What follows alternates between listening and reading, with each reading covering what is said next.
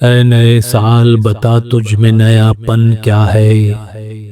हर तरफ खल्क ने क्यों शोर मचा रखा है।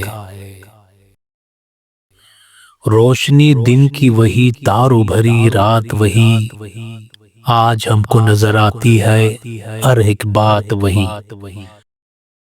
आसमान बदला है अफसोस न बदली है जमीन, एक हिस्से का बदलना कोई जिद्दत तो नहीं।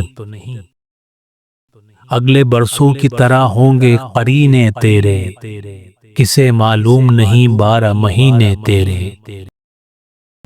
जनवरी फरवरी मार्च में पड़ेगी सर्दी, और अप्रैल मई जून में होगी गर्मी।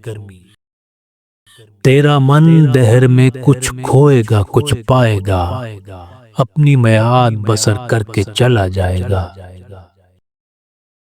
तू नया है तो दिखा सुबह नई शाम नई, वरना इन आंखों ने देखे हैं नए साल कई।